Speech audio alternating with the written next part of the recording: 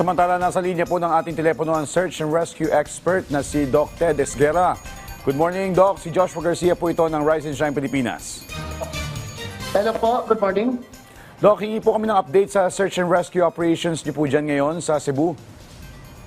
So, andito po kami ngayon sa Bogo. Medyo maingay lang kasi mga generator namin, no? Sa Bogo City. Kahapon, pinuntahan namin yung Medellin kasi yung instruction sa San Remigio. Although, overall, pinastand down na nila yung search and rescue component, no? Kasi wala nang, na-extract na lahat. Tapos yung mga victims na-retrieve na rin. So, mataas na porsyento. Tapos pinastand down na nila yung search and rescue. Tapos medical, kami sa medical, pumunta kami sa provincial sa Bogo City. Ang mga pasyente nasa labas pa rin, no? Kasi takot, grabe po dito aftershock. Grabe yung aftershock, hindi ka makatulog, takbuhan ng lahat. Maya-maya aftershock, so hindi kami makatulog kasi may magsisigawan, takbuhan kasi natutulog lang kami sa semento dito sa terminal. Doc, Kaya yung hospital, nag-tent lang po yung mga pasyente doon. Hindi nila inoccupy yung loob, naka-tent sa labas.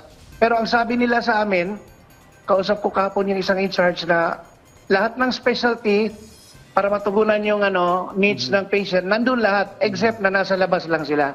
alright. Doc, sa inyo pong datos, ilan na po ang inyong na-rescue at yung mga na-extract na nabanggit nyo kanina? Kasi marami kasi kaming teams. Yung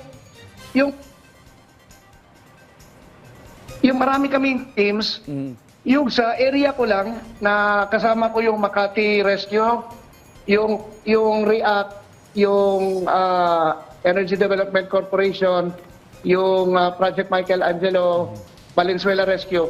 Composite kami, no? Ang ginawa lang namin is more on relief.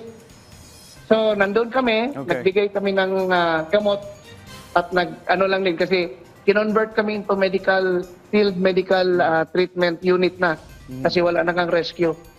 Kaya nagbigay kami ng medisina tapos nag-assess kami ano pa mga needs nila tapos sinablik namin dito sa Incident Command Post. Okay. Doc, doon po sa ginawa niyong search and rescue operations, ano po yung mga problemang inyong nakaharap? At saan po kayo nahirapan? Saglit po, medyo maingay. Ano po yun? Yes. Doc, tanong lang po doon sa inyong ginawang search and rescue operations, saan po kayo parte nahirapan? Naging challenge po ba yung mga guho o yung sama ng panahon? Ngayon, no, if you look at this, simula yesterday, wala po tayong namumuong masamang panahon dito. Yun nga yung kinakatuwa namin kasi magkakaroon kami ng problema kung merong pag-uulan dito dahil ang mga tao, maraming mga families na ayaw bumalik sa bahay. Nasa kalye lang, pinapara ka pa nga minsan, humingi ng tulong. Yung iba, nagpatarpaulin lang doon sa gilid ng kalsada or nagtetent. Kasi nga, puro aftershock.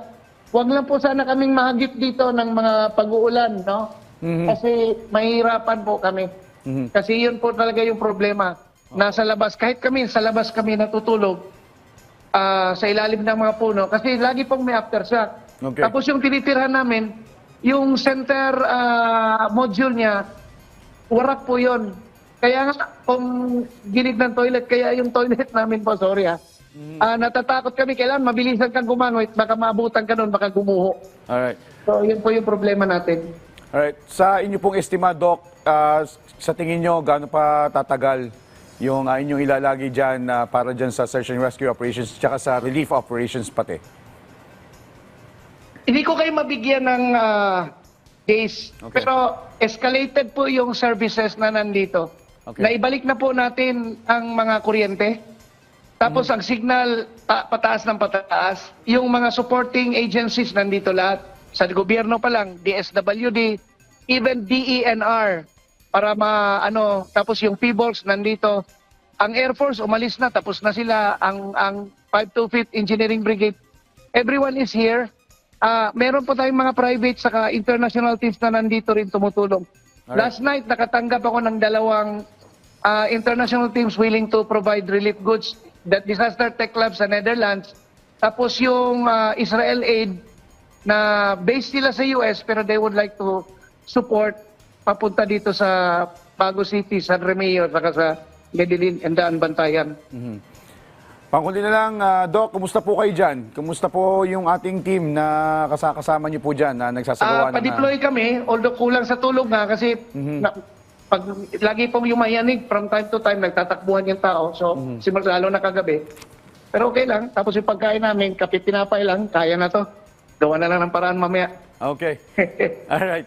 Maraming salamat po sa inyong serbisyo at sa inyong oras sa Search and Rescue Expert, Doc Ted Esguera. Okay po.